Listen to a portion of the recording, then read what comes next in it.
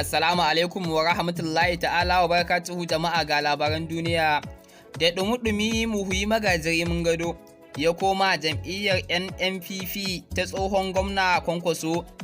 Za ku ji wani ɗan China ya hallaka ummita a Kano, sannan za ku ji cewa adadin laruran masu taɓin hankali yana ƙaruwa a Najeriya. To jama'a ga labaran bi da bi.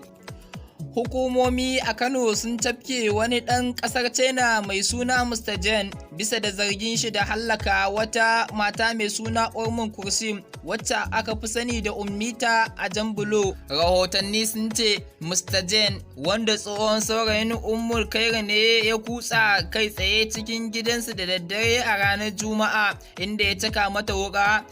An garzaya da ita asibitin UMC da ke Jambulo, a nan ne kuma inda rai ya yi halinsa. Wani makusancin margayyan ne ya ce sun shafe shekaru 2 suna soyayya da Mr. Jen kafin ta auri wani, sai dai daga bisani auren nata ya mutu, amma Mr. Jen bai daina bibiyar ta ba, inda tuni dai hukumar shirye da fice suka tafke Mr. Jen tare da miƙa shi ga 'yan sanda domin su ci gaba da bincike a kansa. Tsohon shugaban yaƙi da rashawa a Kano Muhuyi Magajiri Mungado ya koma jam'iyyar NNPP ta tsohon gwamna Kwankwaso.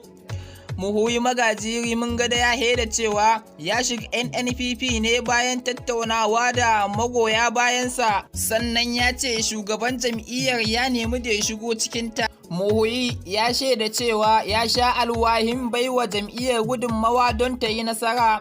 A baya dai Muhuyi na hannun daman gwamnan Kano ne kafin daga bisani su yi hannun riga da shi. Adadin masu larurar taɓin hankali yana ƙaruwa a Najeriya. Wata sanarwa da shugaban ƙungiyar likitoci da ke kula da masu cutar taɓin hankali Tayo Obindo ya fitar na cewa yanzu haka sama da mutum miliyan 60 ne ke fama da cutar taɓin hankali a ƙasar nan.